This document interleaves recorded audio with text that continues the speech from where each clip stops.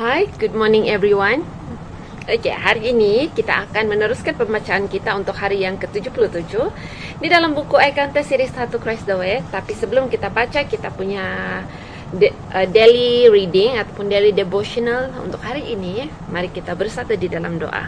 Ya Tuhan Allah Bapa kami yang bertak dalam kerajaan syurga, terima kasih Tuhan atas kesempatan yang begitu indah Engkau berikan kepada kami untuk membuat pembacaan kami hari ini untuk firman Engkau. Biarlah Roh Kudus Engkau beserta dengan kami, agar kami dapat memahami segala sesuatu yang kami bacakan hari ini. Ampunkan dosa pelanggaran kami.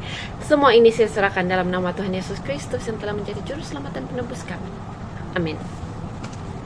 Sejam kita baca hari yang ke-77 dalam Markus 6 ayat 14 hingga 29. Raja Herodes juga mendengar tentang Yesus sebab namanya sudah terkenal dan orang mengatakan Yohanes Pembaptis sudah bangkit dari antara orang mati dan itulah sebabnya kuasa-kuasa itu bekerja di dalam dia. Yang lain mengatakan dia itu Elia, yang lain lagi mengatakan dia itu seorang nabi sama seperti nabi-nabi yang dahulu. Waktu Herodes mendengar hal itu ia berkata, bukan dia itu Yohanes yang sudah kupenggal kepalanya dan yang bangkit lagi. Oke. Sebab memang Herodeslah yang menyuruh orang menangkap Yohanes dan membelenggunya di penjara berhubung dengan peristiwa Herodes, istri Filipus saudaranya, karena Herodes telah mengambil sebagai istri. Karena Yohanes pernah menegur Herodes, tidak halal engkau mengambil istri saudaramu. Karena itu Herodes menaruh dendam pada Yohanes dan bermaksud untuk membunuh dia, tetapi tidak dapat. Sebab Herodes segan akan Yohanes karena ia tahu bahwa Yohanes adalah orang yang benar dan suci. Jadi ia melindunginya. Tetapi apabila ia mendengarkan Yohanes, hatinya selalu terumbang-ambing. Namun ia merasa senang juga mendengarkan dia. Akhirnya tiba juga kesempatan yang baik bagi Herodes ketika Herodes pada hari ulang tahunnya mengadakan perjamuan untuk pembesar-pembesarnya, perwira-perwiranya, dan orang-orang terkemuka di Galilea. Pada waktu itu anak perempuan Herodes tampil lalu menari. Dan ia menyukakan hati Herodes dan tamu-tamunya. Raja berkata kepada gadis itu, minta daripadaku apa sahaja yang kau ingini, maka akan kuberikan kepadamu. Lalu bersumpah kepadanya, apa sahaja yang kau minta akan kuberikan kepadamu sekalipun setengah dari kerajaanku. Anak itu pergi dan menanyakan ibunya, apa yang harus kuminta? Jawabnya, kepala Yohanes Pembaptis. Maka cepat-cepat ia pergi kepada raja dan meminta, aku mau supaya sekarang juga engkau berikan kepadaku kepala Yohanes Pembaptis di sebuah talam.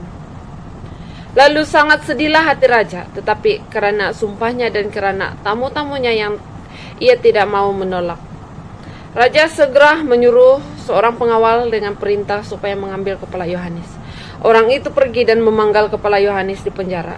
Ia membawa kepala itu di sebuah talam dan memberikannya kepada gadis itu, dan gadis itu memberikannya pula kepada ibunya. Ketika murid-murid Yohanes mendengar hal itu, mereka datang dan mengambil mayat lalu membaringkannya dalam kuburan. Sampai di sini saja pembacaan kita untuk hari yang ke-77. Sangat menyedihkan cerita si Yohanes, bagaimana dia telah dibenci dan walaupun dia sangat suci, sangat baik, pekerjaan dia adalah untuk melayani Tuhan, tetapi ada sahaja individu yang tidak menyukai dia. So, dari sini mari kita pelajari segala sesuatu walau apapun yang mendatang, walaupun kematian yang mendatang dalam hidup kita sekalipun, kita harus tetap melayani Tuhan. Sebab keselamatan dan kehidupan yang kekal hanya ada pada Tuhan dan Yesus Kristus. So, sampai di sini saja. Mari kita akhiri pembacaan kita hari ini dengan doa. Ya Tuhan Allah Bapa kami yang bertak dalam kerajaan syurga, terima kasih Tuhan karena Engkau sudah memberikan satu pelajaran yang indah. Satu pelajaran yang agak menyedihkan, tetapi ya membuktikan bahwa seseorang yang setia dalam pelayananmu tidak akan takut dalam kematiannya, tidak akan takut walaupun nyawanya diambil sekalipun. Tuhan, kami ingin mempunyai iman seperti Yohanes. Kami ingin Engkau memberkati kami agar kami mampu untuk berhadapan hari-hari seperti itu. Dan kami tetap setia sehinggalah kedatangan-Mu yang kedua kali. Terima kasih Tuhan. Terima kasih karena Engkau sudah menyertai kami. Terima kasih karena Engkau sudah memberkati kami. Terima kasih karena Engkau telah membantu kami untuk menguatkan iman kami. Terima kasih atas segala sesuatu kebaikan. Ampunkan dosa pelanggaran kami. Semua ini saya serahkan dalam nama Tuhan Yesus Kristus yang telah menjadi juru selamat dan penebus kami semua.